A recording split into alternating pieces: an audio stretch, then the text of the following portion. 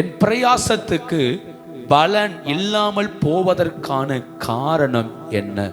நான் பிரயாசப்படுகிறேன், நான் ஜெபிக்கிறேன், நான் முயற்சி எடுக்கிறேன், ஆனால் என் பிரயாசத்துக்கான பலன் இல்லாமல் போவதற்கு என்ன காரணம்? அந்த தலைப்பின் கீழே கொஞ்சம் வசனத்தை தியானிக்க போகிறோம். ஏசாயா தீர்க்கதரிசன புஸ்தகம் 17ஆம் அதிகாரம், ஏசாயா 17ஆம் அதிகாரம் 10வது வசனத்தையும் 11வது வசனத்தையும் நாம் வாசிக்கலாம். ஏசாயா 17ஆம் அதிகாரம் 10வது வசனமும் 11வது வசனமும். உன் பலமாகிய கன்மலையை நீ நினையாமல் உன் ரட்சிப்பாகிய தேவனை மறந்தாய். நீ நேர்த்தியான நாற்றுகளை நட்டாலும் அந்நிய தேசத்து கன்றுகளை வைத்தாலும் பகல் காலத்திலே உன் நாற்றை வளரவும் உன் விதையை முளைக்கவும் பண்ணினாலும் பலனை சேர்க்கும் நாளிலே துக்கமும் கடும் வேதனையுமே உங்கள் அறுப்பாயிருக்கும். ஏசாயா 17ஆம் அதிகாரம் 10ஆம் வசனம் 11ஆம் வசனம். ஆண்டவர் சொல்ற வார்த்தையை பாருங்க. நீ என்னதான் பிரயாசப்பட்டாலும் அந்த பிரயாசத்துக்கான பலன் ஒன்றுமில்லாமல் போகிறது. 11ஆம் வசனத்துல வாசிக்கிறோம், பலனை சேர்க்கும் நாளிலே துக்கமும் கடும் வேதனையும் தான் அறுப்பாயிருக்கும். நீ பலனை சேர்க்கிற நாள் வரும்போ, விதைத்து அறுக்கிற நாள் வரும்போ அது துக்கத்துல முடியுங்கிறார். ஏன் துக்கத்துல முடியும்? பிரயாசத்துக்கான பலன் இல்லாமல் போகிறது. இந்த கால வேளையிலே ஒன்றை புரிந்து கொள்ளுங்கள், பிரயாசப்படுகிறவன் பலன் அடைய வேண்டும். பிரயாசப்படுகிறவன், ஆமே, சங்கீதத்துல வாசிக்கிறோம், கண்ணீரோட விதைக்கிறவன் கம்பீரத்தோடு அறுப்பார். அப்ப பிரயாசப்படுகிறவன் பலனை பார்க்கணும். குடும்பத்துக்காய் பிரயாசப்படுகிறோம், பிள்ளைகளுக்காய் பிரயாசப்படுகிறோம், ஜெபத்துல பிரயாசப்படுகிறோம், வருமானத்துக்காய் பிரயாசப்படுகிறோம். அப்ப பிரயாசப்படுகிறவன் கண்டிப்பா பலனை அனுபவிக்கணும். பவுல் சொல்லுகிறார், நான் நட்டேன், அப்போலோ நீர் பாய்ச்சுகிறார், தேவனே அதை விளைய செய்தார். அப்போ நான் பிரயாசப்பட்டதுக்கு ஒரு பலன் இருக்கிறது, பலன் இருக்கிறது. 1 தெசலோனிக்கேயர் நிருபத்தில் சொல்லும்போது பவுல் சொல்றார், என் பிரயாசத்தின் பலன் நீங்க தான். நீங்கள் ரட்சிக்கப்பட்டு ஆண்டவரை அறிந்திருப்பதுதான் என் பிரயாசத்தின் பலன். அதனால் நீங்களே என் மகிழ்ச்சியின் கிரீடம் அப்படிங்கிறார். அப்ப எல்லாவற்றுக்கும் பிரயாசத்துக்கு ஒரு பலன் இருக்கிறது. ஊழியம் செய்தால் பிரயாசத்துக்கு ஒரு பலன் உண்டு, ஆராதித்தால் பிரயாசத்துக்கு ஒரு பலன் உண்டு. அப்ப பிரயாசத்துக்கு பலன் வரணும், பலன் வரணும். இங்க வேதம் என்ன சொல்லுகிறது? இல்ல, வராதுங்கிறார். என்ன வந்துச்சா? துக்கமும் கடும் வேதனை தான் அறுப்பாயிற்று. நீ நல்லா தான் விதைச்சங்கிறார். நேர்த்தியான நாற்றுகளை நட்டாலும் அந்நிய தேசத்திலிருந்து கொண்டு வந்து நட்டாலும், பாத்தீங்களா, நேர்த்தியான நாற்று பெர்ஃபெக்ட்டானது, நல்லதுதான் நட்ட, ஆனா பலன் வரல இல்லையா? நம்ம நிறைய நேரத்தில் பிள்ளைகளுக்காக நிறைய செலவழிக்கிறோம், படிக்க வைக்கிறோம். நம்ம என்ன எதிர்பார்க்கிறோம்? ரிசல்ட் எதிர்பார்க்கிறோம். என் பிள்ளை இத்தனை மார்க் எடுக்கணும், ரிசல்ட் எதிர்பார்க்கிறோம். பிரயாசப்பட்டது நோக்கம் ரிசல்ட் தானே. ஒரு ஸ்திரீ கர்ப்ப வேதனைப்படும் போது ரிசல்ட் என்ன? ஒரு நல்ல குழந்தையை பெற்றெடுக்கணும். பிறந்த உடனே குழந்தை அழணும், ரிசல்ட். குழந்தை அழலனாலே பிரச்சனை இல்லையா? குழந்தை அழணும், அதுக்கு நல்ல கைகள், நல்ல கால்கள், நல்ல எல்லாமே நல்லா இருக்கணும், ரிசல்ட். அப்ப 10 மாசம் சுமந்ததுக்கு ஒரு ரிசல்ட் எதிர்பார்க்கிறோம். ஒரு வருஷம் படிச்ச படிப்புக்கு ஒரு ரிசல்ட் எதிர்பார்க்கிறோம். ஒரு மாசம் முழுக்க வேலை பார்த்ததுக்கு ரிசல்ட் எதிர்பார்க்கிறோம், சம்பளத்தை எதிர்பார்க்கிறோம். அப்ப ரிசல்ட் ரொம்ப ரொம்ப அவசியம். நான் அவ்வளவு பிரயாசப்பட்டும் எல்லாம் செய்தும் ரிசல்ட் இல்லைன்னா என் பிரயாசப்பட்டு ஒரு பிரயோஜனமும் இல்லையே, இல்லையே. இந்த கால வேளையில ஒன்றை என் இதயத்துக்குள் யோசிக்கணும், என் பிரயாசத்துக்கு பலன் இருக்கிறதா? நான் பிரயாசப்படுகிறேனே, பலனை பார்க்கிறேனா? நான் பிரயாசப்படுகிறேனே, அதற்கு ஏற்றாறு போல நன்மையை அனுபவிக்கிறேனா? நான் பிரயாசப்படுகிறதுக்கு ஏற்றாறு போல என் வாழ்க்கையில் மாற்றம் வருகிறதா? இல்லை என்றால் கொஞ்சம் வசனத்தின் ஆழத்துல போய் ஏன் என் பிரயாசத்துக்கு பலன் இல்லை என்பதை கவனிக்க போகிறோம். இனி உள்ள நாட்களில் ஆவது நம்முடைய பிரயாசத்துக்கு ஏற்ற பலனை கர்த்தர் தரும்படி ஆண்டவர் உதவி செய்வாராக. ஆண்டவருடைய நாமம் மகிமைப்படுவதாக. இந்த வார்த்தையை வாஸ்து பாருங்க. 17ஆம் அதிகாரம் 10ஆம் வசனம். உன் பலமாகிய கன்மலையை நீ நினையாமல் உன் ரட்சிப்பாகிய தேவனை, உன் பலமாகிய கண்மலையை, திரும்ப வாசிங்க, உன் பலமாகிய நினையாமல் ரட்சிப்பாகிய தேவனை. அப்ப பிரயாசத்துக்கு பலன் இல்லாமல் போக காரணம், ரெண்டு காரணம் சொல்றார். ஒண்ணு, உன்னுடைய கண்மலையாகிய அந்த பலமாகிய கண்மலையை மறந்தங்கிறார். பலமாகிய எதை மறந்த? என் ஸ்ட்ரென்த் அந்த அந்த கண்மலை தான். அந்த கண்மலையை மறந்துட்டேங்கிறார்.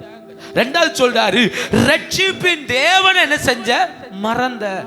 அப்போ ஆண்டவரை நினையாமலும் ஆண்டவரை மறந்து போனாலும் நம்முடைய பிரயாசத்துக்கு என்ன வராது? பலன் வராது. இது ரொம்ப சிம்பிளா இருக்கிறது போல இருக்கலாம். நம்ம தான் எப்பவுமே ஆண்டவரை நினைக்கிறோமே, எப்பவுமே ஆண்டவரை மறக்கலையே, ஜெபம் பண்றோமே அப்படின்னு நம்ம நினைக்கலாம். ஆனா வேதத்திலிருந்து எதையெல்லாம் நினைக்கணும்னு சொல்லி ஒரு 4 காரியமும், எதையெல்லாம் மறக்க கூடாதுங்கிறதுக்கு ஒரு 4 காரியத்தையும் நான் வேகமாய் சொல்லி கடந்து போகிறேன். கர்த்தர் உதவி செய்வாராக. ஃபர்ஸ்ட் எதெல்லாம் நினைக்கணும்? ஒரு ஆவிக்குரியவன் எதை நினைக்கணும் அதை தெரிந்து கொள்ளணும். அங்கதான் என் பிரயாசத்துக்கு பலன் இருக்கிறது. நம்பர் 1, ஆவிக்குரியவன் எதை நினைக்க வேண்டும்? 1, படுக்கையில் கர்த்தரை நினைக்க வேண்டும். எதுல கர்த்தரை நினைக்கணும்? எங்க கர்த்தரை நினைக்கணும்? படுக்கையில். சங்கீதம் 63ஆம் சங்கீதம் அதனுடைய 6வது வசனத்தை வாசிக்கலாம். 63ஆம் சங்கீதம் 6ஆம் வசனம். உம்மை நினைக்கும் போது ராட்சாமங்களில் உம்மை தியானிக்கிறேன். என் படுக்கையின் மேல் நான் உம்மை நினைக்கும் போது ராட்சாமங்கள் உம்மை தியானிக்கிறேன். சங்கீதம் 63ஆம் சங்கீதம் 6வது வசனம். அப்ப எங்க கர்த்தரை நினைக்கணும்? பேசுங்க. எங்க கர்த்தரை நினைக்கணும்? படுக்கையில. இந்த படுக்கை என்பது சுகபோகத்தை சொல்லல, கஷ்டத்தின் படுக்கை, கண்ணீரின் படுக்கை இல்லையா? வியாதிகள் வரும்போ, பலவீனங்கள் வரும்போ, தனிமையில படுக்கையில விழுந்து கிடப்போம் தெரியுமா? தாவீது சொல்றாரு, என் கண்ணீரால் கட்டளை நனைக்கிறேன். அப்போ அப்படிப்பட்ட தனிமைகளும் அப்படிப்பட்ட கஷ்டங்களும் வரும்போ படுக்கையில யாரை நினைக்கணுமா? தேவனை நினைக்கணும். அப்படி நினைச்சா ராட்சாமங்களில் எழுப்பி விடுவார். அவர் சொல்ற, ராட்சாமங்களில் உம்மை நான் தியானிப்பேன். அப்ப நான் எப்ப கர்த்தரை நினைக்கணும்? என் படுக்கையில. நான் விழுந்து கிடக்கும் போ, நான் தடுமாறும் போ, என் வாழ்க்கை ஒரு இடத்துல முடக்கப்படும் போ, நான் கர்த்தரை நினைக்கணும். கர்த்தரை நினைக்கணும். ஒரு ராஜாவை குறித்து பைபிள்ல அழகா ஒரு வசனம் இருக்குது. அவன் கர்த்தரை அல்ல பரிகாரியை தேடினான். எந்த ராஜா? 2 நாளாகமம் 16ஆம் அதிகாரம். 2 நாளாகமம் 16ஆம் அதிகாரம் 12ஆம் வசனம். தன் கால்களில் வியாதி கண்டு அவன் நோவு மிக உக்கிரமா இருந்தது. அவன் தன் வியாதியிலும் கர்த்தரை அல்ல. யாரை தேடினானா? வியாதி உக்கிரம் அதிகமா இருக்குது. காலில் வியாதி கண்டு உக்கிர வேதனை சந்திக்கிறான், வலி தாங்க முடியல. அப்ப கூட அவன் இருதயம் யாரை தேடல? கர்த்தரை தேடல. அப்போ நல்லா புரிஞ்சுக்கோங்க, என் படுக்கையில் நான் தேட வேண்டியது ஃபர்ஸ்ட் கர்த்தரை, அடுத்துதான் பரிகாரிய, அடுத்துதான் மருத்துவர. அதுக்காக மருத்துவரை தேடாத பைபிள் சொல்லல. தேட வேண்டியது யார? கர்த்தரை. உதவி கர்த்தரிடத்திலிருந்து வருது. அப்படியானால் நான் எனக்கு ஒரு பலவீனம் வரும்போ ஃபர்ஸ்ட் செய்ய வேண்டியது ஜெபம். நம்ம என்ன செய்வோம்? டாக்டர் எல்லாம் முடியாதுன்னு சொன்னதுக்கு பிறகுதான் எங்க வருவோம்? டாக்டர் முடியாது, வீட்டுக்கு போங்க, செத்து போவாருன்னு சொன்னதுக்கு அப்புறம் தான் இயேசுவே இறங்கும்ப்பான்னு எப்ப ஜெபம் பண்றது இல்லையா? அப்போ அதல்ல ஆண்டவர் என்ன சொல்றாரு? படுக்கையில நினை. உனக்கு பலவீனம் வரும்போ நோக்கி பாரு, கஷ்டம் வரும்போ நோக்கி பாரு, என்ன நோக்கி பாரு. நீ அறியாததும் உனக்கு எட்டாததுமான பெரிய காரியங்களை அறிவிப்ப. அப்போ நல்லா புரிஞ்சுக்கணும். ஆனா என் பிரயாசத்துக்கு பலன் வரணும்னா நான் கஷ்டப்படும் போதெல்லாம் நான் நினைக்க வேண்டியது கர்த்தரை. என் படுக்கையில நான் நினைக்க வேண்டியது கர்த்தரை. எனக்கு என் வாழ்க்கை தனிமைப்படும் போது அந்த படுக்கையில விழுந்து கிடக்குமோ, சுகமாய் படுக்கிறதுக்கும் துக்கத்தோடு படுக்கிறதுக்கும் வித்தியாசம் இருக்கு. சுகத்தோடு படுக்கும்போது சந்தோஷம் இருக்கும், மகிழ்ச்சி இருக்கும், அழகா படுத்துங்குவோம். ஆனா துக்கத்தோடு படுக்கும்போது துயரம் இருக்கும், கஷ்டம் இருக்கும், யாருக்கும் தெரியாது. நம்ம அழுறது கூட யாருக்கும் தெரிய கூடாதுன்னு சொல்லி அந்த தலைவாணியில தலை வச்சு அழுது அந்த போர்வைக்குள்ள அழுதுட்டு இருக்கிற நாட்கள் உண்டு. கர்த்தர் சொல்றாரு, அப்படி வரும்போதெல்லாம் என்ன நினை, அப்படி நினைச்சா ராஜாமங்களில் நான் தியானிக்க வைப்பேங்கிறாரு. அப்ப நினை, ராஜாமங்களில் உன் உள்ளந்திரியங்கள் உன்னை உணர்த்தும். அப்ப நினை, நீ பிரயாசத்துக்கு ஏற்ற பலனை உன்னால காண முடியும். அப்ப நான் படுக்கையில் நினைக்க வேண்டியது, ஆண்டவரே ஆண்டவரே, நான் படுக்கையில் கர்த்தரை நினைக்கணும், படுக்கையில் ஆண்டவரோடு உறவாடணும். அதனாலதான் பவுல் சொல்றாரு, சுகபோகமாய் வாழுகிறவன் உயிரோடு செத்தவன். சுகபோகமாய் வாழ மட்டும் நினைக்க கூடாது. என் தனிமையின் நேரத்தில் நான் கர்த்தரை நினைக்கணும். அங்கதான் என் பிரயாசத்துக்கு கர்த்தர் பலனை வைத்திருக்கிறார். இந்த கால வேளையில நான் நினைக்க வேண்டியது யார? கர்த்தரை. முடியலையா, பலவீனமா, கர்த்தரை நினைக்கணும். கஷ்டமா இருக்கா, கர்த்தரை நினைக்கணும். தனிமையை உணர்றோமா, கர்த்தரை நினைக்கணும். வாழ்க்கை முழுக்க தோல்வியா இருக்கா, கர்த்தரை நினைக்கணும். நம்முடைய படுக்கையில நான் ஒண்ணு சொல்லட்டுமா, உங்க பெட்ல தேவ பிரசன்னம் எப்போதுமே இருக்கணும். உங்க பெட்ல கர்த்தருடைய மகிமை எப்போதுமே இருக்கணும். உங்க பெட்ல கர்த்தருடைய அசைவாடுதல் எப்பவுமே இருக்கணும். ஏன் தெரியுமா? அது என்னை உடைக்கிற இடம், என் கட்டில் என்னை உடைக்கிற இடம். ஏன்னா என் வியாதிப்படும் போது அங்கதான் படுக்கிறேன், நான் கஷ்டப்படும் போது அங்கதான் படுத்து கிடக்கிறேன். அப்படியானால் நான் படுத்திருக்கிற இடம் என் உடைவின் இடம். என் உடைவின் இடத்துல கர்த்தர் இறங்கி வருகிறார். நான் உடைக்கப்படும் போது, நான் ஆராதிக்கும் போது, அந்த உடைவின் நடுவில் உட்கார்ந்து ஜெபிக்கும் போது கர்த்தர் அங்கே செயல்படுகிறார். அதனால தாவீது சொல்றாரு, என் படுக்கையில் உம்மை நினைக்கிறேன். இந்த கால வேளையில என் பிரயாசத்துக்கு பலன் வர வேண்டுமானால் என் படுக்கையில் நான் கர்த்தரை நினைக்கணும். என் படுக்கை தேவ பிரசன்னமா மாறணும். என் படுக்கையில் கர்த்தர் என்னோடு பேசணும். நான் படுத்திருக்கும் போது கர்த்தரோடு உறவாடணும். யார் பார்த்தாலும் பார்க்காட்டாலும் என் இருதயம் கர்த்தரோடு பேசணும். சில விஷயத்தை பேசலாம், சில விஷயத்தை பேச முடியாத காரியங்கள் வரும்போது படுக்கையில் எழுப்பி உட்கார்ந்து ஆண்டவரோடு உறவாடணும். என் சூழ்நிலை இப்படி இருக்கு, என் நிலைமை இப்படி இருக்கு, ஆண்டவரே சொல்லணும். அப்படி சொல்லும்போது என் படுக்கையில் கர்த்தர் எழுந்தருளுகிறார். வசனம் சொல்லுகிறது, அவன் படுக்கை அவர் மாற்றி போடுவார் என்று விதம் சொல்லுகிறது. படுக்கையில கர்த்தரை நினைக்கணும். ஆமென். கர்த்தர் நல்லவர். இரண்டாவதாக பூர்வ நாட்களை நினைக்க வேண்டும். சொல்லுங்க, பூர்வ நாட்களை நினைக்க வேண்டும். 143 சங்கீதம் 5 வசனம். பூர்வ நாட்களை நினைக்கிறேன், உமது செய்கைகள் எல்லாம் தியானிக்கிறேன், உமது கரத்தின் கிரியைகளை யோசிக்கிறேன். இவர் சொல்ற வார்த்தையை பார்த்தீங்களா? 143 சங்கீதம் 5 வசனம். பூர்வ நாட்களை சொல்லுங்க. எந்த நாட்களை? பூர்வ நாட்களை நினைக்கிறேன். எது பூர்வ நாட்கள்னா, ரட்சிக்கப்பட்ட ஆரம்பத்தை யோசித்து பார்க்கிறார். நான் கஷ்டப்பட்ட நாட்களில் கர்த்தர் நடத்தி வந்த பாதைகளை யோசித்து பார்க்கிறார். நான் நெருக்கப்படும் போ, நான் ஒண்ணுலாது இருக்கும்போ கர்த்தர் என்னை நடத்தி வந்த அந்த வழிகளை யோசிக்க சொல்றார். அதான் பூர்வ நாட்கள். இன்னைக்கும் நம்மள அநேகரை பார்த்திருக்கீங்களா? அவங்க கஷ்டப்பட்ட காலத்தை இப்ப சொன்னா கூட கண்ணுல இருந்து என்ன வருது? கண்ணீர் வருது. ஏன் வருது? அது மறக்க முடியாத காலங்கள். இன்னைக்கு என்னதான் செல்வ செழிப்பா இருந்தாலும் அந்த கஷ்டத்தில் வடித்த கண்ணீர்கள் நம்மளை விட்டு மாறுவதே இல்லை. தாவீது சொல்றாரு, எனக்கு பிரச்சனை தலைக்கு மேல இருக்குது. 3ஆம் வசனத்தை பாருங்க.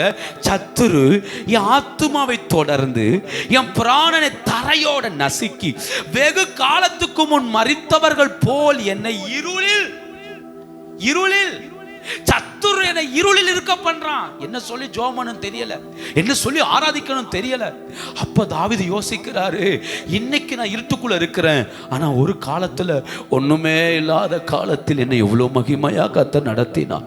ஒண்ணுமே இல்லாத காலத்துல அன்னைக்கு எவ்வளவு பெரிய வெளிச்சமாய் கர்த்தர் கூட இருந்தார். பூர்வ நாட்களை யோசித்து பார்க்கிறார். கர்த்தர் நடத்தி வந்த அதிசயமான வழிகளை யோசித்து பார்க்கிறார். அந்த ஆடு மேய்க்கும் போது யாருமே துணையா இருக்கல, அன்னைக்கு கர்த்தர் துணையா இருந்தார்.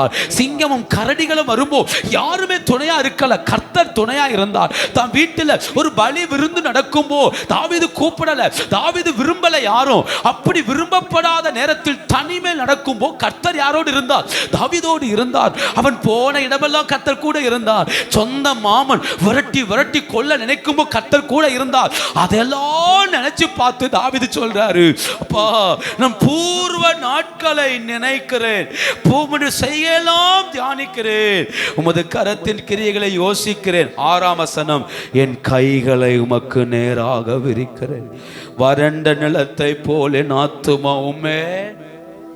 சொல்லுங்க, உம்மே எப்பவுமே நடந்து வந்த வழிகளை மறக்க கூடாது. ஏன் என் பிரயாசத்துக்கு பலன் இல்லை தெரியுமா? நான் எதை மறந்துட்டோம்? கர்த்தர் நடத்தி வந்த பாதைகள் என்ன செஞ்சிட்டோம்? மறந்துட்டோம். பூர்வ நாட்களை மறந்துட்டோம். எப்பவுமே ஒண்ணு புரியணும், இன்னைக்கு நான் யார் என்பதை யோசிக்க கூடாது. ஒரு 20 வருஷத்துக்கு முன்னாடி, 15 வருஷத்துக்கு முன்னாடி நான் யார் என்பதை சிந்திக்கணும். அப்பதான் சொல்ல முடியும், தூளிலும் சாம்பலிலும் இருந்து என்னை கர்த்தர் தூக்கி எடுத்தார். ஆமா, எப்பவுமே இந்த சிந்தை இருக்கணும். நான் இன்னைக்கு எனக்கு இருக்கிற செழிப்பையும் இன்னைக்கு எனக்கு இருக்கிற மேன்மையிலும் பார்க்க கூடாது. இது அல்ல, என் சிறுமையில் நான் கர்த்தரோடு நடந்ததும், என் சிறுமையில் கர்த்தர் நம்மை பலப்படுத்தினதையும் ஒரு நாள் மறக்க கூடாது. ஏன்னா அது சிறுமையின் நடுவில் கர்த்தர் நமக்கு செய்த அதிசயங்கள், சரித்திரம், அது மாறாது. தாவீது சொல்றாரு, கஷ்டமா இருக்கு. 4ஆம் வசனத்துல பாருங்க, என் ஆவி என்னில் தியங்குகிறது, என் இருதயம் எனக்குள் சோர்ந்துருச்சு. அவ்வளவுதான், சத்துரு என்னை இருளில் இருக்க பண்றான், முடியல. ஆனா எதை யோசிக்கிறார்? கர்த்தர் அவருக்கு பூர்வ நாட்களை காட்டி கொடுக்கிறார். நான் ஒண்ணு சொல்லட்டுமா? சூழ்நிலைகள் எதிராக மாறும்போ என்ன சொல்லி ஜெபிக்கணும் தெரியலையா? உட்கார்ந்து கர்த்தர் நடத்தி வந்த பாதைகளை யோசிங்க. உட்கார்ந்து யோசிங்க, நடத்தி வந்த வழிகளை யோசிங்க. எனக்கு ஜோமன ஒண்ணுமே இல்லை, பிரச்சனை பெருசா இருக்குன்னா நடத்தி வந்த பாதைகளை யோசித்து பாருங்க. நம்ம ஏற்கனவே செங்கடலை கடந்துட்டோம், ஏற்கனவே யோர்தானை கடந்துட்டோம், ஏற்கனவே எத்தனையோ பெரிய பெரிய பிரச்சனைகளை கடந்துட்டோம். இது ஒரு விஷயமே அல்ல. அதை நினைக்க நினைக்க, அதை சொல்ல சொல்ல, அதை யோசிக்க யோசிக்க ஆண்டவர் நம்மளை நடத்துற பாதைகள் மகிமை என்பதை கர்த்தர் உணர வைப்பார். உபாகமம் 7ஆம் அதிகாரம் 19ஆம் வசனத்தை பாருங்க. உபாகமம் 7:19.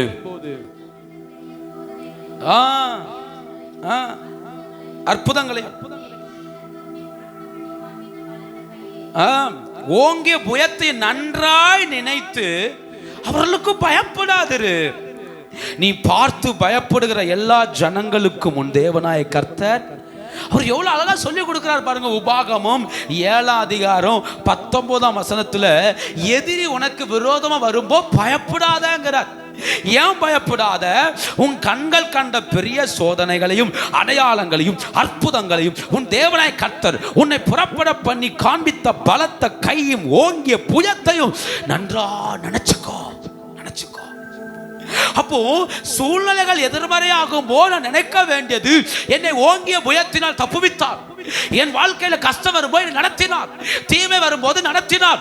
அன்று நடத்தினவர் இன்றும் என்னை நடத்த வல்லவராய் இருக்கிறார் என்கிறத நினைச்சாதான் இப்ப இருக்கிற பிரச்சனை நம்மளால ஜெயிக்க முடியும்.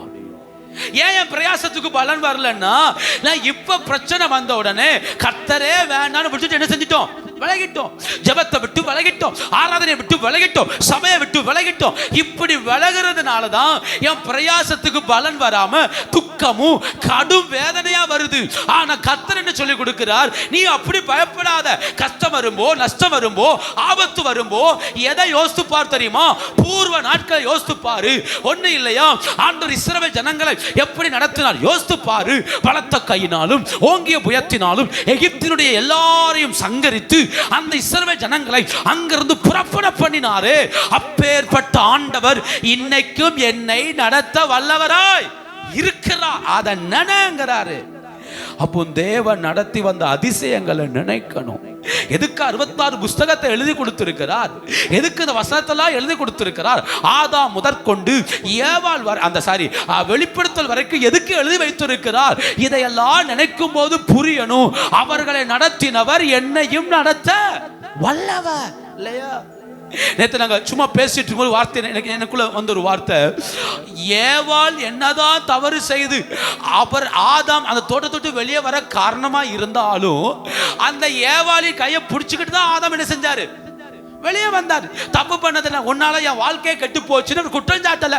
அப்பவும் கூட ஏவாளை கையை பிடிச்சிட்டு வாமா பரவாயில்ல, ரெண்டு பேரும் சேர்ந்தே தப்பு பண்ணிட்டோம், ரெண்டு பேரும் சேர்ந்தே அனுபவிப்போம் சொல்லி அதை ஏற்றுக்கொண்டோம் இல்லையா?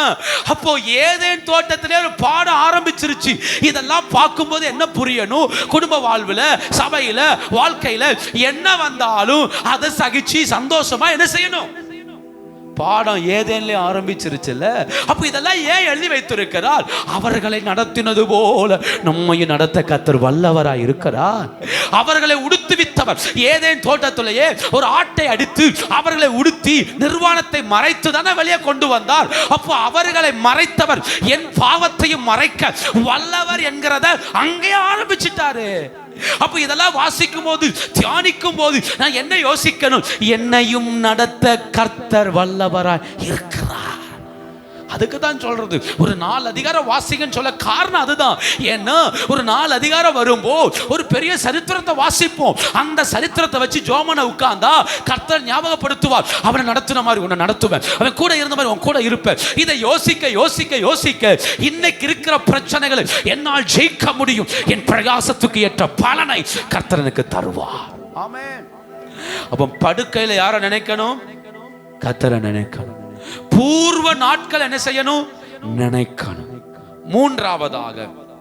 மூன்றாவதாக எச்சரிப்புகளை நினைக்க வேண்டும். எதை நினைக்கணும் சொல்லுங்க, எதை நினைக்கணும், எச்சரிப்புகளை நினைக்க வேண்டும். உபாகமம் 24ஆம் அதிகாரம் 9ஆம் வசனம்.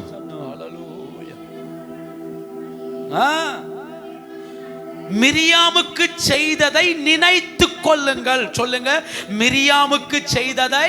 உபாகமம் 8ஆம் அதிகாரம் 24ஆம் அதிகாரம் 9ஆம் வசனம், 24:9. அப்ப கர்த்தர் சொல்றார் பாருங்க, மிரியாமுக்கு செய்ததை சொல்லுங்க. இந்த வசனத்தை வாசிங்க பார்க்கலாம். உபாகமம் 24:9. நீங்கள் வழியில மிரியாமுக்கு செய்ததை சொல்லுங்க. யாருக்கு செய்ததை, யாருக்கு செய்ததை? மிரியாமுக்கு என்ன செய்தார்? மிரியாமுக்கு என்ன நடந்துச்சு? மிரியாமுக்கு என்ன வந்தது? குஷ்டரோகம் வந்தது. கர்த்தர் சொல்றாரு மிரியாம்ல மரிச்சாச்சு, மோசே மரிக்க போறார் உபாகமத்துல. அப்ப சொல்றாரு, ஏய் வர்ற வழியில மிரியாமுக்கு நடந்த சம்பவத்தை நினைச்சுக்கிட்டே இருக்கணும். அவளுக்கு நடந்த மாதிரி உனக்கு நடக்காதபடி பாதுகாத்துக்கோ. எதை நினைக்கணும், எதை நினைக்கணும்? எச்சரிப்பை நினைக்கணும். சொல்லுங்க, எதை நினைக்கணும்? எச்சரிப்புகளை நினைக்கணும். இயேசு கிறிஸ்து பிரசங்கம் பண்ணும்போது சொன்னாரு, லோத்துவின் மனைவியை நினைத்துக் கொள்ளுங்கள் என்று சொன்னார். எதற்காக? அவ எப்படி உப்பு தூணானாலோ அதே போல நீயும் அழியாதபடி யாரை நினைச்சுக்கோ, லோத்துவின் மனைவியை. அப்போ நல்லா புரிஞ்சுக்கோங்க, எச்சரிப்புகளை நினைக்கணும். கர்த்தர் நம்மை எச்சரிக்கிற வார்த்தைகளை மறந்துடக்கூடாது, எப்பவுமே நினைக்கணும். தேவன் எச்சரித்த வார்த்தைகள் விழுந்துடக்கூடாது, தேவன் எச்சரிக்கிற வார்த்தைகள் தடுமாறிடக்கூடாது. தேவன் எச்சரிக்கிற வார்த்தைகளை ஒவ்வொரு நாளும் மனதில் வைக்கணும், அதை விட்டு விலகாதபடி நம்மளை காத்துக்கொள்ளணும். ஆமென், ஹல்லேலூயா. எதுக்கு போர்டு வச்சிருக்கிறாங்க? One way. ஏன் போர்டு வச்சிருக்கிறாங்க? அது எச்சரிப்பு பலகை. தாண்டி போனா அங்க ஃபைன் அடிக்க ஒரு ஆள் என்ன செய்வார்? நிப்பார். இல்ல போய் ஏதோ ஃபைன் ஆயிடுச்சுன்னா அடுத்த இடத்துலயாவது ஃபைன் வராதபடி நம்ம தான் கவனமா என்ன செய்யணும்? ரோட்டை பார்த்து ஓட்டணும் வண்டி. அப்போ இதுதான் எச்சரிப்பு. சில நேரம் தடுமாறுனது திரும்ப நம்முடைய வாழ்க்கையில் வராதபடி நம் கவனத்தோடு என்ன செஞ்சிடணும்? ஓடிரணும். கர்த்தர் சொல்றாரு, மிரியாமுக்கு நடந்ததை கவனமா வச்சுக்கோ. 8ஆம் வசனத்தை வாசித்து பாருங்க. குஷ்டரோகத்தை குறித்து லேவியராகிய ஆசாரியர் உங்களுக்கு போதிக்கும் யாவையும் கவனித்து செய்யும்படி மிகவும் எச்சரிக்கையாருங்கள். நான் அவர்களுக்கு கட்டளிட்டபடியே செய்ய கவனமாயிருப்பீர்களாக. நீங்கள் எகிப்திலிருந்து புறப்பட்டு வருகிற வழியில் உங்கள் தேவனாய கர்த்தர் மிரியாமுக்கு செய்ததை என்ன செய்யுங்க? நினைச்சுக்கோ. குஷ்டரோகம் உனக்கு வராது இருக்க வேண்டுமானால் கவனமா இருங்கிற ஒன்று புரிஞ்சுக்கோங்க. பைபிள்ல குஷ்டரோகம் என்பது பாவத்தின் விளைவு. பாவத்தின் சொல்லுங்க, பாவத்தின். நம்ம ஊர்ல கொஞ்சம் வருஷத்துக்கு முன்னாடி நான் சின்ன பிள்ளையா இருக்கும் போதெல்லாம் எய்ட்ஸ் விழிப்புணர்வு நடத்துவாங்க. அங்கங்க HIV எய்ட்ஸ் விழிப்புணர்வு. எங்க பார்த்தாலும் இந்த வியாதி என்ன செய்யும்? HIV இருக்கும். அது அது அது பயங்கரமாக பரவி வந்தது HIV. அதை சபிக்கப்பட்ட ஒரு வியாதியாய் உலகம் என்ன செய்தது? பார்த்தது. HIV வரக்கூடாது, HIV ஆபத்து, அதை குறித்த விழிப்புணர்வுகள், அதை குறித்த நிறைய வாசகங்கள், அதை குறித்த நிறைய சொல்லப்பட்டது நான் சின்ன வயசா இருக்கும்போது. ஆனா இன்னைக்கு பாருங்க, இன்னைக்கு இதனாலதான் இந்த வியாதின்னு சொல்லவே முடியல. வியாதிகள் என்ன செஞ்சிருச்சு? இப்போ பெருகிருச்சு, வியாதிகள் பெருகிருச்சு. அன்னைக்கு வியாதி வருது, ஒரு குஷ்டரோகம் வருதுன்னா அவன் ஏதோ ஒரு விதத்துல பாவம் செஞ்சிருப்பான், ஏதோ ஒரு விதத்துல தேவனுக்கு பிரியம் இல்லாம போயிருப்பான். அதன் விளைவுதான் என்ன வந்தது? குஷ்டரோகமாய் வந்தது. அதனாலதான் ஆண்டவர் சொல்றாரு, மிரியாம நினைச்சுக்கோ. ஏன் மிரியாம்? அவள் மோசேக்கு விரோதமாய் பேசினதுனாலதான் என்ன வந்துச்சு? குஷ்டரோகம் வந்தது. அப்போ ஒவ்வொரு நாளும் நான் நினைக்க வேண்டிய விதத்துல கர்த்தர் இதெல்லாம் ஏன் எழுதி வைத்திருக்கிறார்? நான் விழுந்துடக்கூடாது, நான் விழுந்துடக்கூடாது. இதெல்லாம் எச்சரிப்பு. யாக்கோபின் மகள் தீனால குறித்து வாசிக்கும் போது புரியணும், எச்சரிப்பு, நான் விழுந்துடக்கூடாது. லோத்துவின் பிள்ளைகளை வாசிக்கும் போது புரிந்து கொள்ளணும், நான் விழுந்துடக்கூடாது. ஏவாளை வாசிக்கும் போது புரிந்து கொள்ளணும், நான் விழுந்துடக்கூடாது. காயினை வாசிக்கும் போது புரிந்து கொள்ளணும், நான் விழுந்துடக்கூடாது. இல்லையா? யூதாவை வாசிக்கும் போது புரிந்து கொள்ளணும், நான் விழுந்துடக்கூடாது. ஏன் இவர்கள் எல்லாரையும் கர்த்தர் எழுதி வைத்திருக்கிறார்? இவர்கள் எல்லாரும் விழுந்தவர்கள். விழுந்த இடத்துல நான் என்ன செஞ்சிடக்கூடாது? விழுந்துடக்கூடாது. அப்ப எதை நினைக்கணும்? எச்சரிப்புகளை சொல்லுங்க, எச்சரிப்புகள்.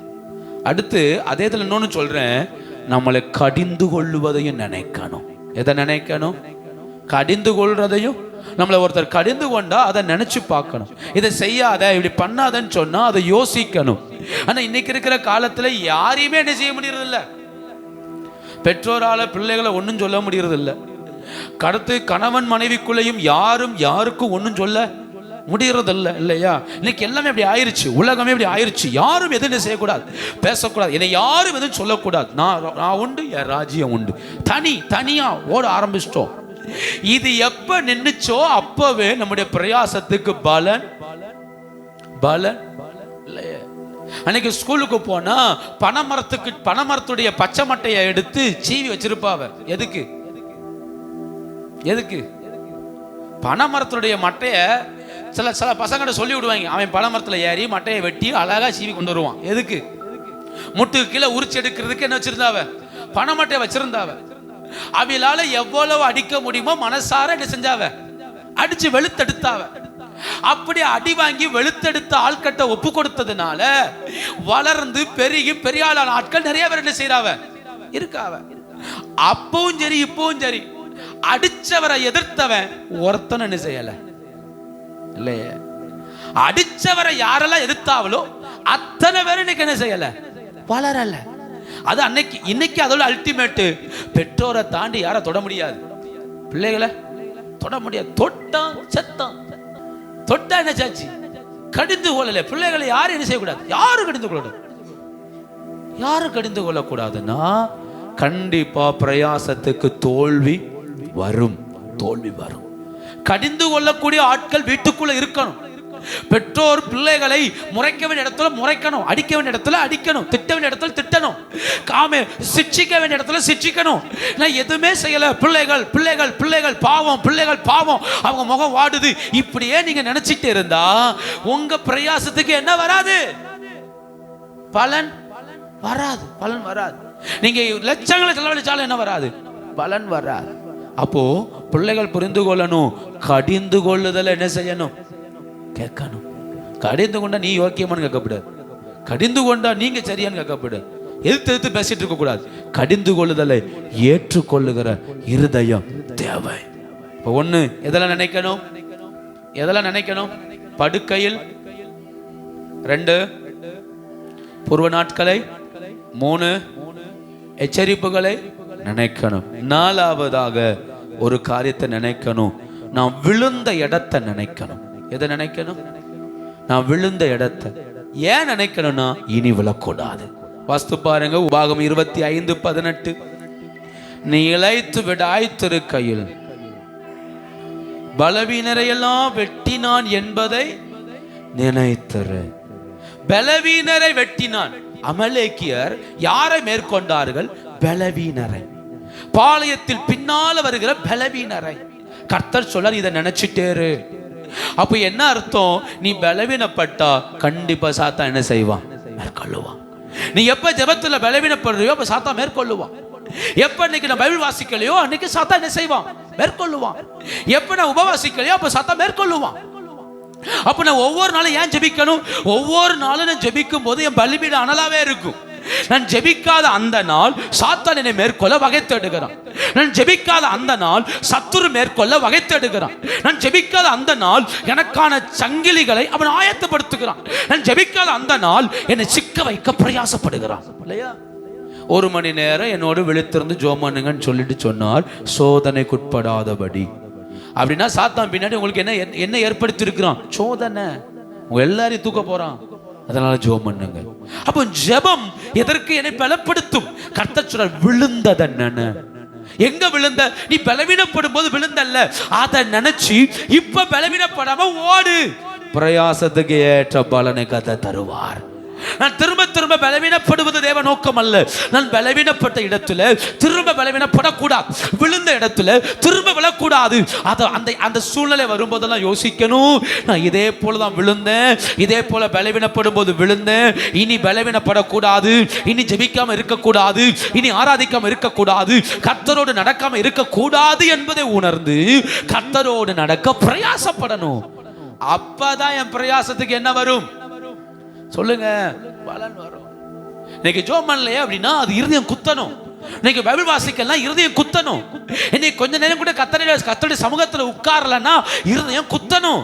அப்படி குத்தலன்னா மறுநாள் நான் பலவீனப்படுவேன். இல்லையா? ஒரு நாள் முழுக்க சாப்பிடல, ஆட்டோமேட்டிக்கா மறுநாள் சரீரம் என்னப்படும்? பலவீனப்படும். 3 நாள் தொடர்ந்து சாப்பிடலன்னா 4வது நாள் ஆட்டோமேட்டிக்கா சரீரம் என்ன செய்யும்? தளரும். அப்ப ஆவிக்குரிய வாழ்க்கையிலையும் வசனத்தினால இருதயத்தை நிரப்பணும், ஜெபத்தினால இருதயத்தை நிரப்பணும். கொடுக்க வேண்டியதை கொடுத்தா ஆவிக்குரிய மனுஷன் பலனா இருப்பான். நான் பலனா இருந்தால் சத்துருவை மேற்கொள்ள மாட்டான். நான் பலனா இருந்தால் கலைகள் வளராது. நான் பலனா இருந்தால் என்னுடைய விளைச்சலும் பலனா இருக்கும். நான் பலவீனப்பட்டால் எல்லாமே என்ன செய்யும்? பலவீனப்படும்.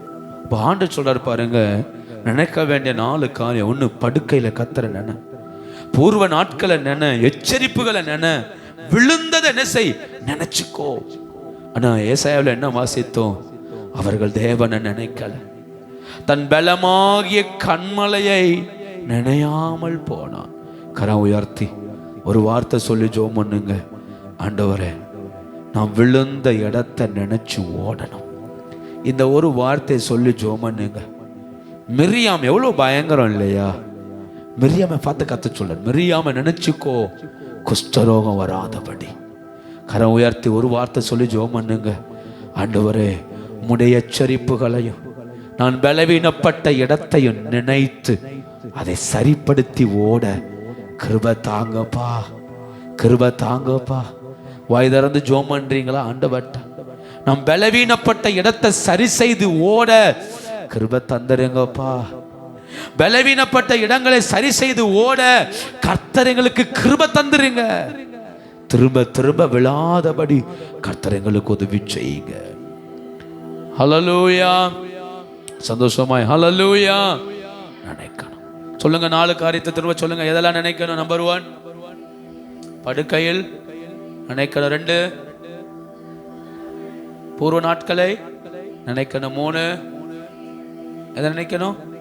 எச்சரிப்பு நினைக்கணும். 4, விழுந்ததை நினைக்கணும். ஓகே, அடுத்து எதையெல்லாம் மறக்க கூடாது? ஒரு 4 காரியத்தை வேகமாய் சொல்லி நான் முடிக்கிறேன். எதை மறக்க கூடாது? வாசிக்கலாம்.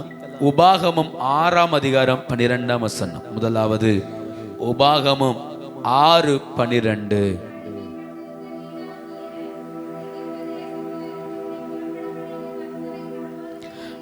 நம்பர் 1, உன்னை விடுவித்தவரை மறக்காத. யாரை மறக்க கூடாது? யாரை மறக்க கூடாது? விடுவித்தவரை என்ன செய்யக்கூடாது? மறந்துடவே கூடாது. அந்த வார்த்தை வாசிங்க. உபாகமம் 6:12.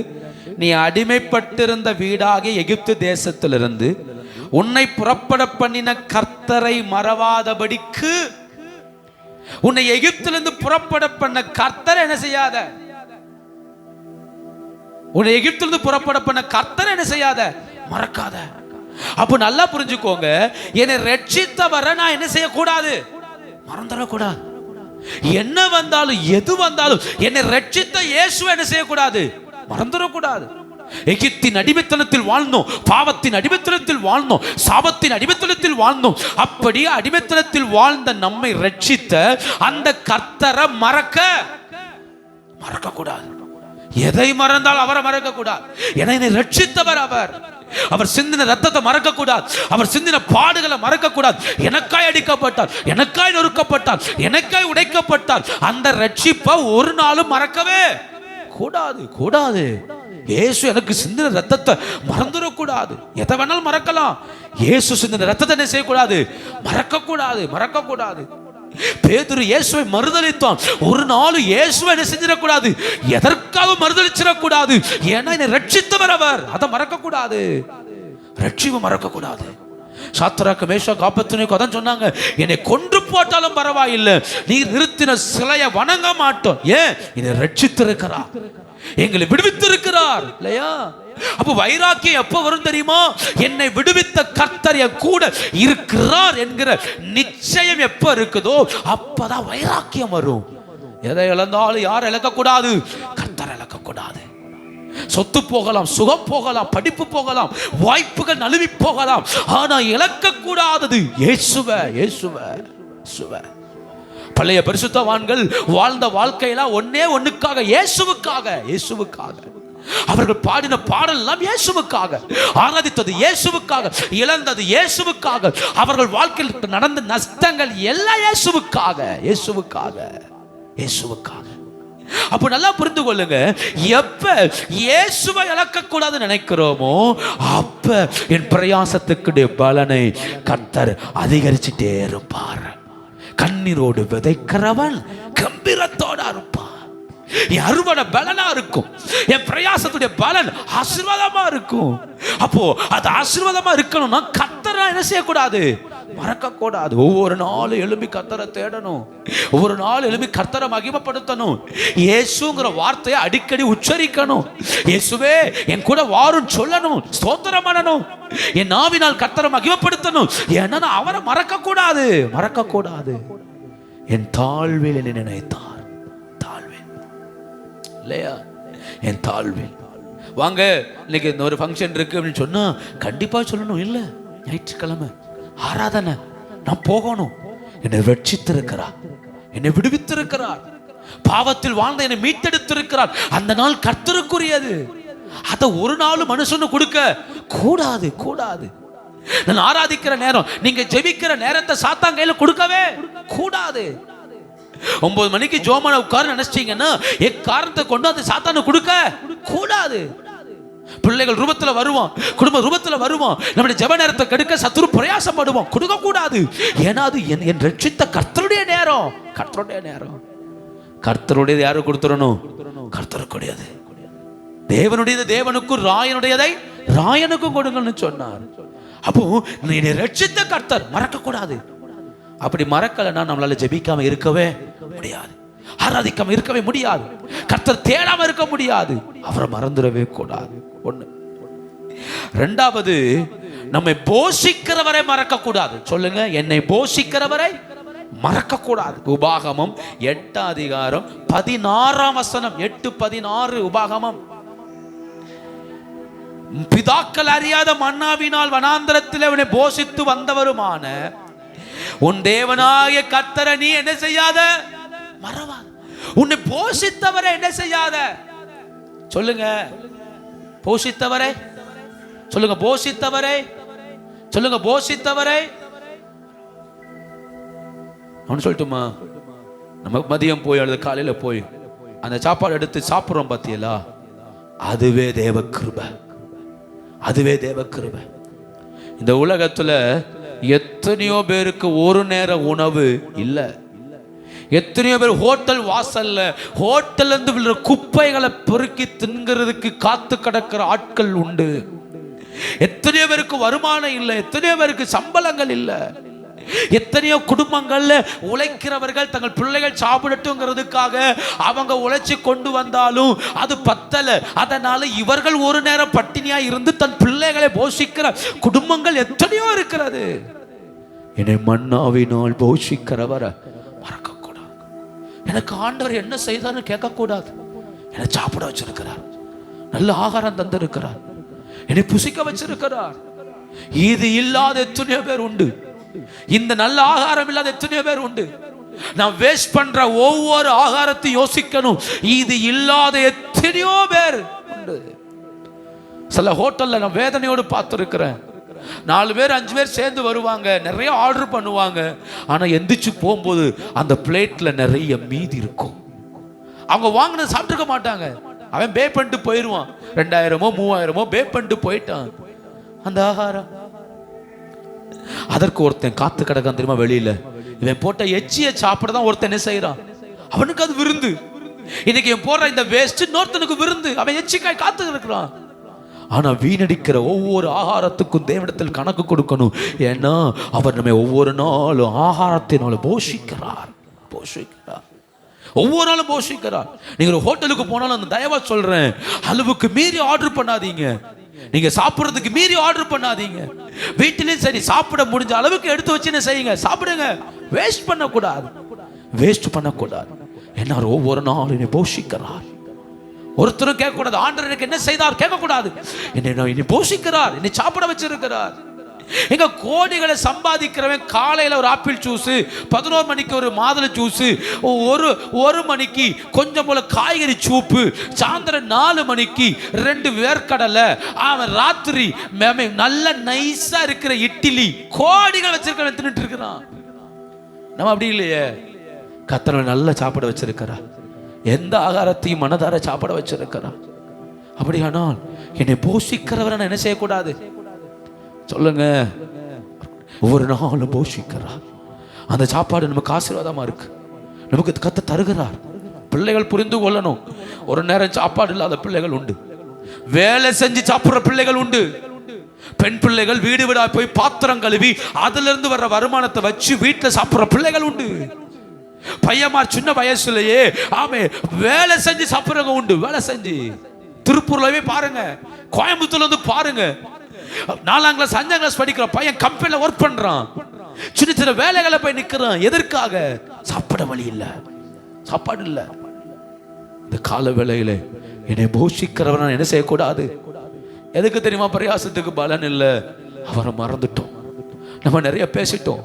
கர்த்தர் எனக்கு என்ன செய்தார், கர்த்தர் ஒன்றும் செய்யல, கர்த்தர் அப்படி இப்படி. இல்லை இல்லை இல்லை, என்னை போஷித்தார். கர்த்தர் சொல்லி கொடுத்தார், உன்னை மன்னாவினால் போஷித்தவர் என்ன செய்யாத, மறந்துடாத மறந்துடாத மறந்துடாத.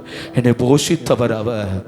தாயின் கர்ப்பத்தில் உருவாக்கின ஆண்டவர் இம்மட்டும் நம்மளை போஷிக்கிறார், இம்மட்டும் நம்மளை வழி நடத்துறார், இம்மட்டும் காத்திருக்கிறார்.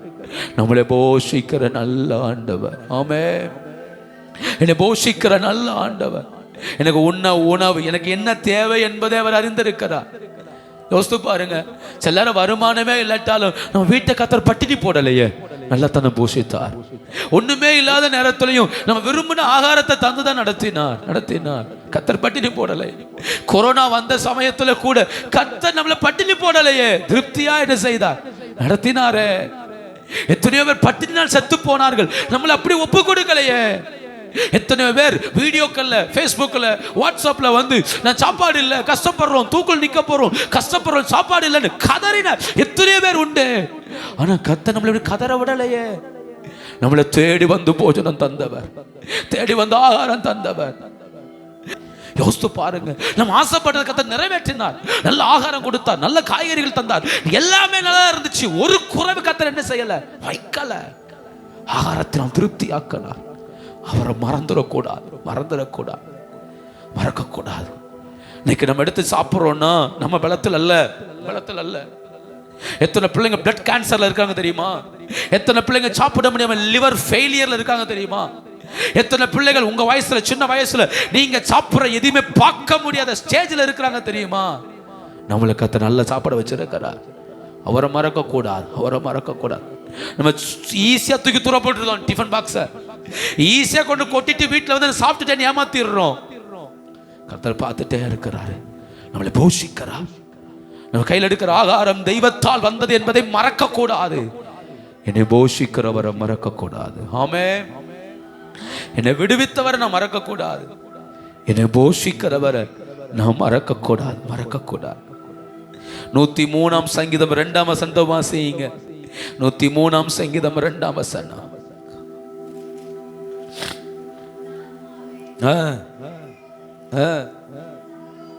மூன்றாவதாக அவர் செய்த நன்மைகளை மறவாத. மூன்றாவது அவர் செய்த நன்மைகளை சொல்லுங்க. அவர் செய்த நன்மையை மறக்க கூடாது. எதை வேணாலும் மறக்கலாம். கர்த்தர் கொடுத்த நன்மைகள் என்ன செய்யக்கூடாது சொல்லுங்க, மறக்கக்கூடாது. சின்ன சின்ன விஷயத்தில் எத்தனை பேர் செஞ்சு பார்க்குறீங்க? ஒரு பெண் வாங்கிட்டு வந்தா கூட நன்றி ஆண்டவர், இது வாங்க உதவி செஞ்சீங்களே. எத்தனை பேர் ஜெபம் பண்றீங்க? ஒரு 1000 ரூபாய்க்கு ஒரு பொருள் வாங்கிட்டு வந்து வீட்டில் நின்று ஆண்டவர் இது வாங்க உதவி செஞ்சீங்களே, நன்றி அப்பா. எத்தனை பேர் ஜெபம் பண்றீங்க? ஒரு 10,000 ரூபாய்க்கு ஒரு பொருளை வாங்கிட்டு வீட்டில் வந்து வாங்கிட்டு வந்தோம்ப்பா, நன்றி அப்பா. எத்தனை பேர் ஜெபம் பண்றீங்க? ஏன்னா எனக்கு வாங்க பலன் தந்தார், அவருக்கு நான் நன்றி சொல்லணும். அவர் செய்த சகல உபகாரங்களையும் சொல்லுங்க. உங்களுக்கு நாங்கள நீங்க கடன் வாங்கி வாங்கினாலும் இஎம்ஐலே வாங்கினாலும் கர்த்தர் உங்களுக்கு அனுகூலம் தரலன்னா அதுவும் கையில் வந்து சேரவே சேராது. கையில் வந்த ஒவ்வொன்றுக்காய் கர்த்தருக்கு நன்றி சொல்லுங்க. என் பிள்ளைகளுக்காய் நன்றி, என் குடும்பத்துக்காய் நன்றி, கணவனுக்காய் நன்றி, மனைவிக்காய் நன்றி, வேலைக்காய் நன்றி, என் வருமானத்துக்காய் நன்றி. போன மாதம் நடத்தினரே நன்றி, இந்த மாதம் நடத்துவீர் நன்றி, என் நெருக்கடிகளை மாற்றுவீர் நன்றி, என் வீட்டுக்குள் வர ஒவ்வொரு ஆசீர்வாதங்களுக்காய் நன்றி சொல்லி பாருங்க. அவர் செய்த சகல உபகாரங்களையும் சொல்லுங்க, உபகாரங்களையும் அவர் செய்கிற சகலவற்றையும் மறவாது. நான் எப்பவுமே இந்த வார்த்தை சொல்லி ஜெபம் பண்ணுவோம். ஆமே, உமக்கு பிரியமில்லாத எந்த பொருளும் எங்க வீட்டுக்குள்ள வரக்கூடாதுன்னு சொல்லி ஜெபம் பண்ணுவோம். உமக்கு பிரியமில்லாத எந்த பொருளும் வரக்கூடாது, உமக்கு சித்தமில்லாத எந்த பொருளும் வரக்கூடாது. அப்படி வருகிற ஒவ்வொன்றுக்காகவும் நாங்கள் உத்தரவாதம் பண்ணுவோம், அது தெய்வம் தந்தது. அதுல 100 உறுதியா இருப்போம், இது கர்த்தர் தந்தது. அதுல ரொம்ப கான்பிடண்டா இருப்போம். எல்லாமே நான் இல்ல நான் என்று சொல்வதற்கு ஒன்றுமே இல்லை. நான் என்று சொல்ல ஒன்று இல்லை. நீங்க பைக்ல போறோம், உயிரோடு வீடு வந்து சேரோம்னா கிருப. கார்ல போறோம், உயிரோடு வீடு வந்து சேரோம்னா கிருப. ஏன்னா ரோட்ல போற போக்குகளும் வர்றதும் ஆபத்து. நீங்க சர்ச்சுக்கு வந்துட்டு வீட்டுக்கு போறீங்கன்னா நீங்க உயிரோட வீடு போவது கிருப. தடுமாறாமல் இருப்பது கிருப இல்லையா? எதுவுமே நம்ம பலத்துல அல்ல. படியில ஏறுறோம், கொஞ்சம் ஒளிவிச்சுன்னா சோழி முடிச்சு நம்ம நிலைமைகள். கிருபையா கத்த தாங்குறாரு. பாத்ரூம்ல நிக்கிறோம், கிருபையா கத்த தாங்குறாரு. அதனால ஆண்டவர்கிட்ட போயிட்டு யாரும் சொல்லக்கூடாது எனக்கு ஒண்ணும் நடக்கலன்னு சொல்லாதீங்க. நான் வாழ்றதே கிருபையில தான். என் வாழ்க்கையில எதுவுமே இல்லைன்னு சொல்லாதீங்க. இல்லைங்கிறத விட என் வாழ்க்கையில் தேவன் தந்தது அதிகம். அதான் தாவீது சொல்றார், என் உள்ளமே அவர் செய்த சகல உபகாரங்களையும் மறந்துடாத. அவர் செய்த நன்மைகள் ஆயிரம். எப்பவுமே இப்படிலாம் யோசித்து பார்க்கணும். என்ன நடத்துறாரு, என்ன போஷிக்கிறாரு, வாழ வைக்கிறாரு, பாதுகாக்கிறாரு. யோசித்து பாருங்க. கர்த்தர் நடத்துகிற பாதைகள் ஆச்சரியமா இருக்கும். அவர் நம்மளை மகிமையாய் நடத்துவார்.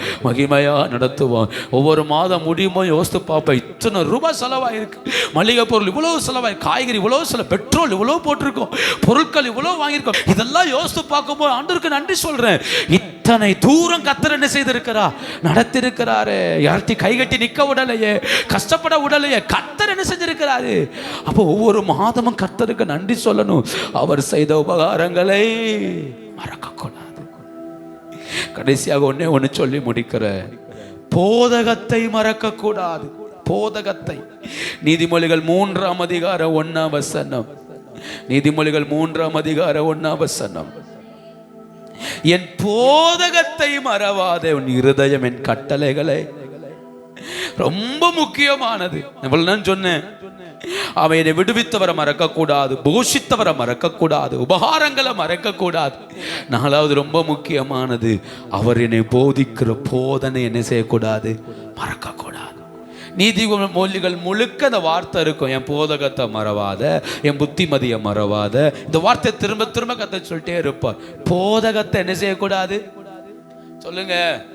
போதகத்தை என்ன செய்யக்கூடாது? நான் இன்னைக்கு பண்ற பிரசங்கத்தை ஒரு 2 நாளைக்காவது மைண்ட்ல என்ன செய்யணும்? மறந்துட்டோம்னா ஆபத்து, மறக்க கூடாது. அதனாலதான் எழுதி எடுக்கணும். எழுதி எடுத்தா பார்க்கும் போதாவது என்ன வரும்? ஞாபகம் வரும். அல்லது மனதில் எடுத்து வைக்கணும். எந்தெந்த வார்த்தை கர்த்தர் நம்மளோடு பேசுறாரோ எடுத்து வைக்கணும். எதை மறக்க கூடாது? போதகத்தை. ஏன் மறக்க கூடாது தெரியுமா? இந்த வாரம் நான் ஞாயிற்றுக்கிழமை பண்ற பிரசங்கம் தான் அடுத்த ஞாயிற்றுக்கிழமை வரும் வரைக்கும் உங்களை கைப்பிடிச்சு என்ன செய்யும்? நடத்தும். ஒருவேளை இடையில ஜெபத்துக்கு வந்தீங்கன்னா ஆண்டவர் நடத்திடுவார், வசனங்களை தந்து பலப்படுத்துவார். நம்ம ஞாயிற்றுக்கிழமை தான் வர்றோம் அப்படின்னா இந்த வாரம் முழுக்க நம்மளை தைரியப்படுத்தி பலப்படுத்துவது இந்த வார்த்தை தான். அப்ப எதை மறக்க கூடாது? போதகத்தை. இன்னைக்கு என்ன பிரசங்கம்? இன்னைக்கு பிரசங்கம் பிரசங்கம் பிரசங்கம் யோசிக்க கூடாது. என்ன வசனம் கேட்டு பாருங்க உங்களுக்குள்ளேயே. இன்னைக்கு சர்ச்சுக்கு போனேன், நான் இன்னைக்கு என்ன பிரசங்கம் கேட்டேன்?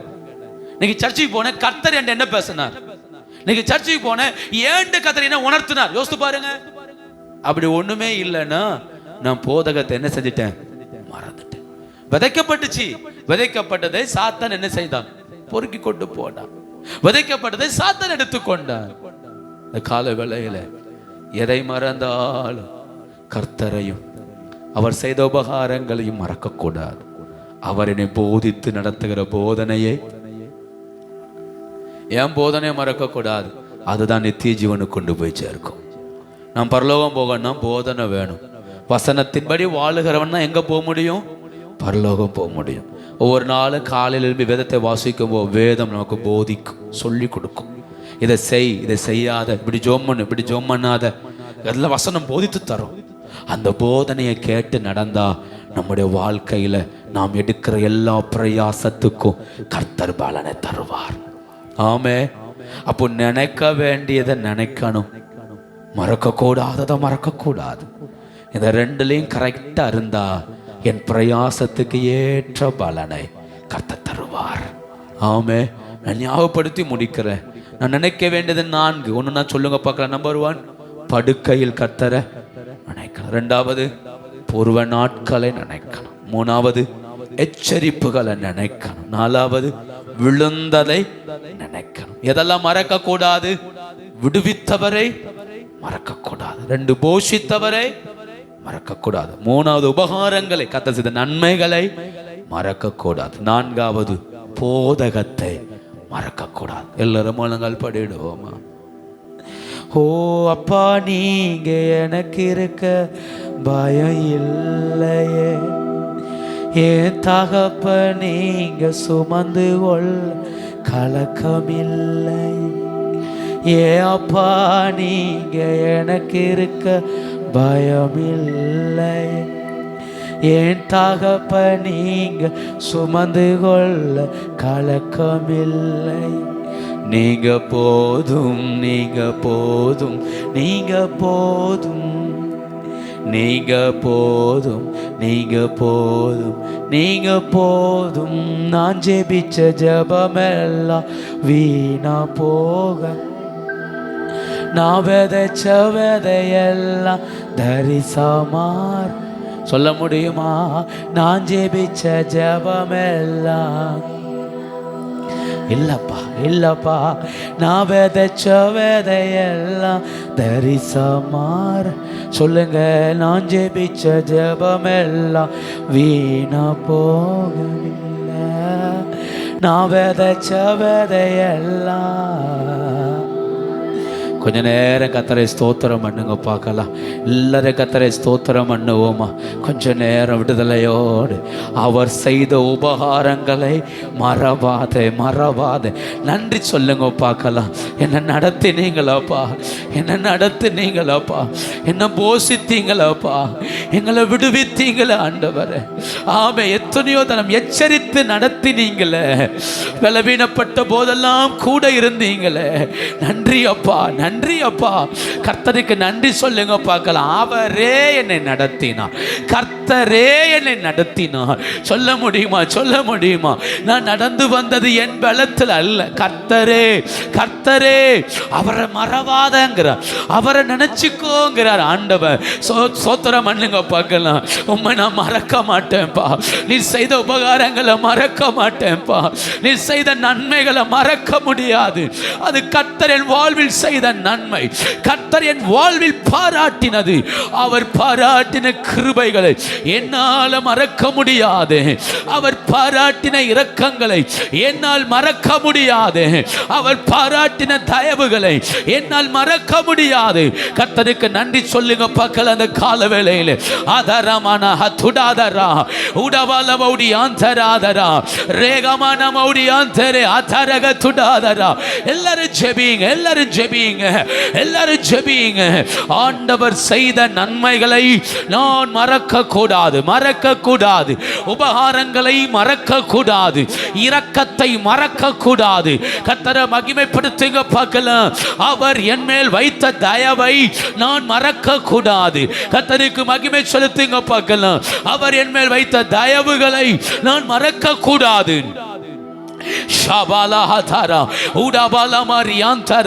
என் பிரயாசத்துக்கு பலன் இல்லாமல் போக காரணம் நான் அவரை மறந்ததுனால, நான் அவரை நினையாததுனால. கர்த்தர் சொல்ல, படுக்கையில என்ன நினை, உன் தனிமையில என்ன நினை, வேதனை நடுவில் என்ன நினை.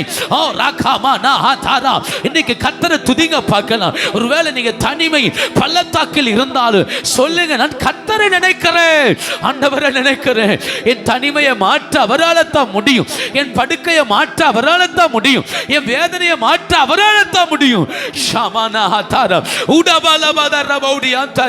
சொல்லுங்க பார்க்கலாம். கர்த்தரை உயர்த்துங்க. ஓ ராகாமானாதாரா. ஏன் நான் நினைக்கிறேன், நான் நினைக்கிறேன்.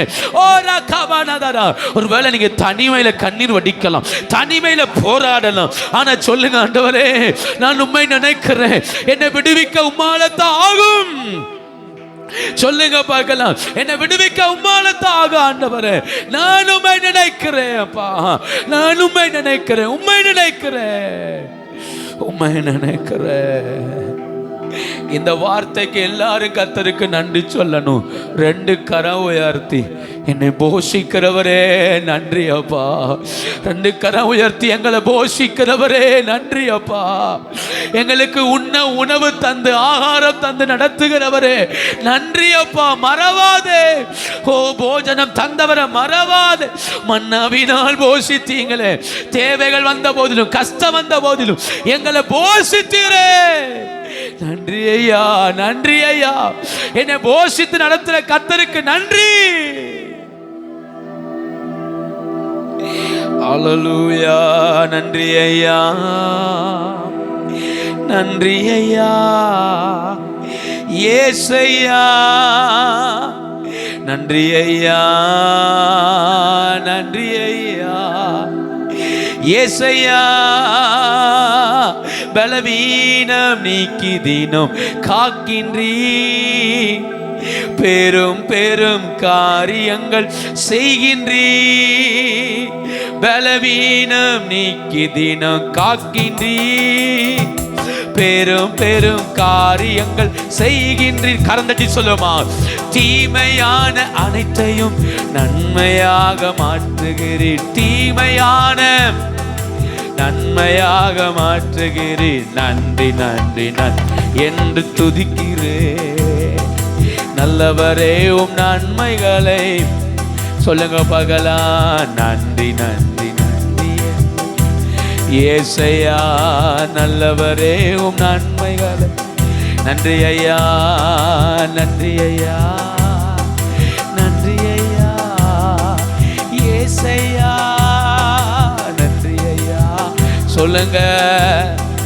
ஓ இயேசையா.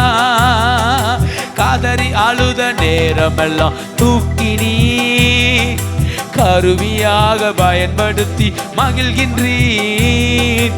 காதறி அழுத நேரமெல்லாம் ஓ கருவியாக பயன்படுத்தி வருகிறீர். கண்மணி போல் காப்பவரே, கைவிடாமல் மெய்ப்பவரே.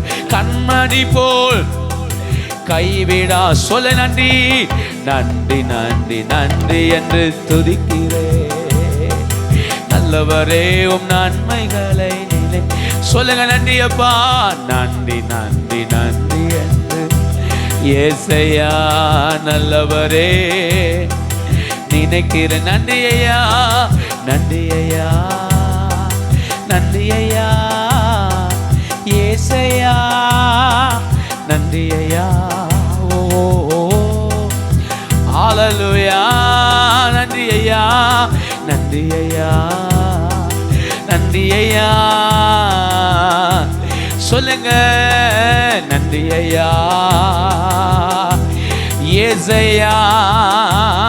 நல்ல கரந்தட்டி கர்த்தரை ஸ்தோத்திரம் பண்ணுவோமா. அவர் செய்த சகல உபகாரங்களுக்காக நீங்க நன்றி சொல்ல நன்றி சொல்ல உங்கள் பிரயாசத்துக்கான பலனை பெருக செய்ய கர்த்தர் வல்லவர். சொல்லுங்க பார்க்கலாம். என்னை நடத்தினீர் நன்றி. என்னை இம்மட்டுமாய் பாதுகாத்து நடத்தினீர் நன்றி. நன்றி அப்பா நன்றி அப்பா. என் மேல் வைத்த கிருபைக்காய் நன்றி. நன்றி ஆண்டவரே.